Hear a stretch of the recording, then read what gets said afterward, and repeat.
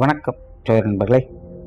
2025 ஆவணி மாத கிரக அமைப்புகளின்படி மேச ராசிக்கான பலன்கள். இந்த ஆவணி மாதத்தில் சூரியனானது சிம்ம ராசியில் ஆட்சி நிலை பெற்று கேதுவோடு சேர்ந்து சஞ்சாரம் செஞ்சுட்டு வரும். மாதத்தின் பிற்பகுதியில் புதன் மற்றும் சுக்கிரனுடைய சேர்க்கையும் இருக்கும். ஸோ நார்மலாக பார்த்தீங்கன்னா இந்த மாதம் கிரகண அமைப்புகள் இருக்குது. பட் நம்ம ஊரில் இது பெருசாக தெரியாது, ஒரு பார்ஷியலாக தான் வேலை செய்யும்.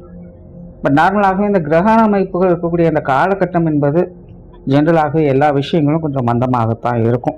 குறிப்பாக இந்த மாதம் அரசியல் மற்றும் அரசாங்கம் சார்ந்த விஷயங்கள், நிதிநிலை சார்ந்த விஷயங்கள், என்டர்டெயின்மெண்ட், மீடியா போன்ற விஷயங்கள்லாம் பார்த்தீங்கன்னா இந்த காலகட்டங்களில் அதிக பேசுபொருளாக இருக்கும். பட் அதெல்லாமே ஒரு நெகட்டிவான ஷேடில் பேசுபொருளாக இருக்கும். அதாவது பொதுவான வகையில் மக்கள் விரும்பத்தகாத வகையில் இந்த விஷயங்கள்லாம் கொஞ்சம் சங்கடத்தோடு பேசுபொருளாக இருக்கும். ஸோ இந்த மாதிரியான ஃபீல்டில் இருக்கக்கூடியவங்கெல்லாம் இந்த மாதம் கொஞ்சம் கவனமாக இருங்க. அதே போல் இந்த முறை பார்த்திங்கன்னா புதன் சுக்கிரனுடைய சேர்க்கை இருக்கிறதுனால பெண்கள் கொஞ்சம் கவனமாக இருங்க. குறிப்பாக இளம் பெண்கள். அதாவது இந்த மாதிரியான கிரகண அமைப்புகள் வரும்பொழுது பெரும்பாலும் இந்த உயிரினங்களுக்கு செக்ஸுவல் ப்ரெஷர் அதிகமாகும். இந்த மாதிரியான விஷயங்கள்ல கொஞ்சம் சைக்கோத்தனமாக நடந்துப்பாங்க. இதெல்லாம் ஆணுக்கும் பொருந்தும், பெண்ணுக்கும் பொருந்தும். அதனால் இந்த மாதிரியான காலகட்டங்களில் மெயினாக அந்த கணவன் மனைவி உறவுகளுக்குள்ள கருத்து வேறுபாடுகள் ஏற்படுறது, அகாத உறவுகள், சகவாசங்கள் போன்ற விஷயங்களில் சங்கடங்கள் ஏற்படுறது, இந்த மாதிரியான சங்கடங்கள் அதிகம் ஏற்படும். அதிலும் இன்னைக்கு இருக்கக்கூடிய காலகட்டங்களில் நாட்டு நடப்பின் அடிப்படையில் பார்க்கும்போது பெண்கள் இந்த மாதிரியான விஷயங்களில் கொஞ்சம் கூடுதல் கவனத்தோடு இருக்க வேண்டியதாக தான் இருக்குது. ஸோ இந்த மாதம் நியூஸ்லேயே பார்த்தீங்கன்னா பெண்கள் அப்படி பாதிக்கப்பட்டாங்க, இப்படி பாதிக்கப்பட்டாங்கன்னு நிறைய நியூஸ் வரும். இது ஆவணி மாதம் ஃபுல்லாகவே வேலை செய்யுது. ஸோ கொஞ்சம் கவனமாக இருங்க. அண்ட் மேசராசிக்கு இந்த மாதம் உங்களுடைய ராசிநாதன் ராசிக்கு 6ஆம் இடத்துல சஞ்சாரம் செய்துட்டு வர்றாங்க. இதனால் மேசராசிக்காரங்க ரொம்பவுமே ஹைப்பர் ஆக்டிவாக இருப்பாங்க.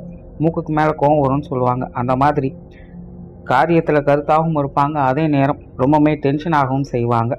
அதனால் முடிஞ்ச அளவுக்கு கொஞ்சம் நிதானமாக செயல்படுறதுக்கு முற்படுங்க. தொழில், வேலை, உத்தியோகம் சார்ந்த விஷயங்கள் சாதகமாக இருக்கும். நிறைய பேருக்கு இந்த புதிய வேலை வாய்ப்புகள், தொழில் வாய்ப்புகள் போன்ற விஷயங்கள் நல்லபடியாக இருக்கும். அதே நேரம் கொஞ்சம் போட்டி மனப்பான்மை அப்படிங்கிறது அதிகரிக்கும். பெரும்பாலும் எல்லாருக்கூடையுமே கொஞ்சம் எதிரும் புதிருமாக இருக்க வேண்டிய சூழ்நிலைகள் இருக்கும். ஆக தொழில், வியாபாரம், வேலை நிமித்தமாகவும் இந்த விஷயங்கள் அதிகமாக இருக்கும். பிரயாண அலைச்சல்கள் அதிகமாக இருக்கும். தொலைதூர பிரயாணங்கள் செய்வதற்கான வாய்ப்புகள் அதிகம் உண்டு. விருந்து விழாக்கள் போன்ற விஷயங்களை பங்கெடுத்துக்குவீங்க. பொது விஷயங்கள் மற்றும் பொது காரியங்கள் சாதகமாக இருக்கும். தவிர இந்த மாதம் ராசிக்கு 4ஆம் இடத்துல சுக்கிரனும் புதனும் அமர்ந்திருக்கு.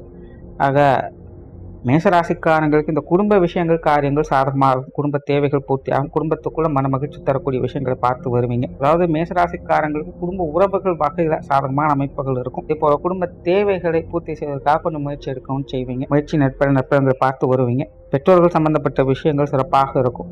இளைய உடன்பிறப்புகள் சம்பந்தப்பட்ட விஷயங்களை சாதகமான நிலைகளை எதிர்பார்க்கலாம். கணவன் மனைவி உறவுகள் சாதகமாக இருக்கும். திருமண அமைப்புகள் போன்ற விஷயங்களும் சாதகமாக இருக்கும். குழந்தைகள் சம்பந்தப்பட்ட விஷயங்கள் அலைச்சலோட ஆதாயங்களை பார்த்து வருவீங்க. குழந்தைகளோட உடல்நலம் சார்ந்த விஷயங்களை கொஞ்சம் கவனம் எடுத்துக்கோங்க. குறிப்பாக இளம் பிள்ளைகளாக இருக்காங்க அப்படிங்கும்போது அவங்களோட உடல்நல விஷயங்களை கொஞ்சம் கூடுதல் கவனம் தேவை. பொதுவாக மேசராசிக்காரங்களுக்கு இந்த குழந்தைகள் சார்ந்த விஷயங்கள் நாம் ஒன்று நினைக்க தெய்வம் ஒன்று நினைக்கிறதுங்கிற மாதிரி தான் இருக்கும். ஸோ இவங்க விஷயங்கள், காரியங்களில் கேர்லெஸ்ஸாக இருக்க வேணாம், கொஞ்சம் கவனமாக இருந்துக்காங்க. சிலருக்கு குழந்தைகள் வகையில் சுப விசேஷங்கள், காரியங்கள் போன்ற அமைப்புகள் கூட ஏற்படும். அது சார்ந்த அலைச்சல்கள் உங்களுக்கு இருக்கலாம். சொத்து சுகங்கள் மற்றும் வாகன ரீதியான விஷயங்கள் சாதகமாக இருக்கும். ஆடை ஆபரண சேர்க்கைகள், பொன்பொருள் சேர்க்கைகள் போன்ற விஷயங்கள் சிறப்பாக இருக்குது. பொருளாதாரம் சார்ந்த விஷயங்கள் சமாளிக்கக்கூடிய நிலைகள் இருக்குது. குறிப்பாக மேசராசிக்காரங்களுக்கு எதிர்பாராத வகையில் பண வரவுகள் அப்படிங்கிறது கொஞ்சம் சாதகமாக இருக்கும். ஸ்பெகுலேட்டிங் சார்ந்த விஷயங்களை மட்டும் தவிர்த்துக்கங்க. திடீர் பண வரவு, திடீர் அதிர்ஷ்ட அமைப்புகள் போன்ற விஷயங்களும் அப்பப்போ வேலை செய்யும். பட் அதே நேரம் வரவுகள் எந்த அளவுக்கு இருக்கோ செலவுகளும் போயிட்டு தான் இருக்கும். அதனால் முடிஞ்ச அளவுக்கு ஸ்பெகுலேட்டிங் சார்ந்த விஷயங்களை கொஞ்சம் அவாய்ட் பண்ணிக்கோங்க.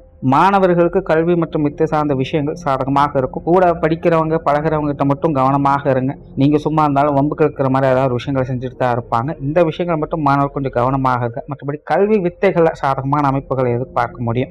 உற்றார் உறவினர்கள், நண்பர்கள் சார்ந்த விஷயங்கள், பொது விஷயங்கள், காரியங்கள் இதெல்லாமே ஒரு சாதகமான அமைப்புகள் இருக்குது. எல்லாருமே பெரும்பாலும் முடிஞ்ச அளவுக்கு கொஞ்சம் சப்போர்ட்ஃபுல்லாக தான் இருந்துட்டு வருவாங்க. குலதெய்வ வழிபாடுகள் போன்ற விஷயங்கள் சாதகமாக இருக்கும். முடிஞ்சால் இந்த மாதம் மேசராசிக்காரங்க குலதெய்வ வழிபாடுகளை கட்டாயமாக மேற்கொள்வது நல்லது.